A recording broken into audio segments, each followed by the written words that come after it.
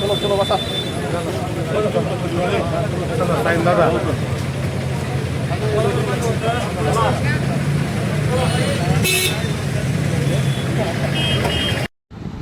Sir एकंदरीत काय घटना घडली आहे काय सांगा? ही घटना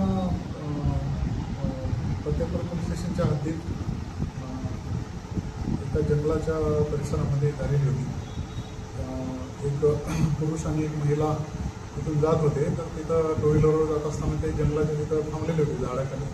तर अशा वेळेला तिथल्याच परिसरातले जवळजवळ 15 जे तरुण आहेत ते त्या जंगलाच्या परिसरामध्ये काही निमित्तानं आलेले होते. तर त्यांनी त्यांना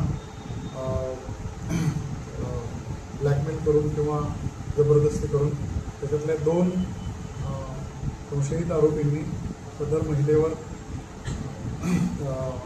अतिप्रसंग केलेला आहे, तिच्याशी जबरी भोग केलेला आहे. त्याच्यावरून काल सदर पीडित फिर्यादी महिलेच्या तक्रारीवरून आपण 15 लोकांच्या विरुद्ध गुन्हा दाखल केलेला आहे.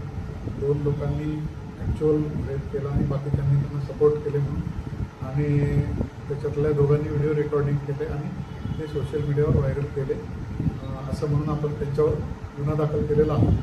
15 पैकी 14 आरोपी अटक आहेत. कालच त्यांना अटक केलेलं आहे आणि आता एक आरोपी फरार आहे, त्याचा शोध आपली पथकं घेत आहे. यामध्ये अल्पवयीन आहेत